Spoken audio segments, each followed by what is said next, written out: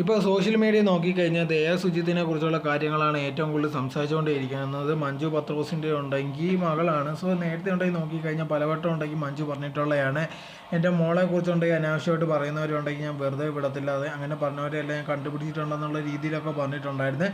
ആ ഒരു ഇൻ്റർവ്യൂ ഇപ്പോൾ ഭയങ്കര വൈറലായിട്ടൊക്കെ പോയിക്കൊണ്ടിരിക്കുകയാണ്. ആ സമയത്ത് തന്നെയാണ് ഇപ്പോൾ നോക്കിക്കഴിഞ്ഞാൽ മഞ്ജു പത്രോസിൻ്റെ മോളുണ്ടെങ്കിൽ ഒരു യൂട്യൂബ് ചാനലുണ്ട്, അതിനകത്തുണ്ടെങ്കിൽ ഒരു ഫാഷൻ രീതിയിലുള്ള ഒരു വീഡിയോ വെളി വന്നിട്ടുണ്ടായിരുന്നു, ഒരു ഷോർട്സ് പോലെ.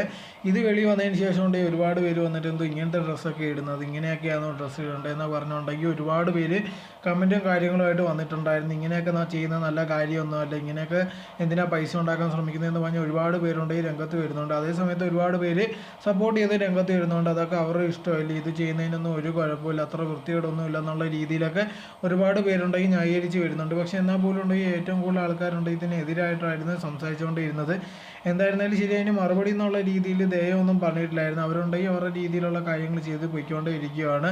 അവരുടെ യൂട്യൂബിലുണ്ടെങ്കിൽ അവർ ചെയ്യുന്ന ഡെയിലിയുള്ള കാര്യങ്ങളെല്ലാം ഷെയർ ചെയ്യുന്നുണ്ട്. എന്തായിരുന്നാലും മഞ്ജു ഇതിനെക്കുറിച്ച് എന്തെങ്കിലും പ്രതികരിച്ച് ഇതുവരെ രംഗത്ത് വന്നിട്ടില്ല.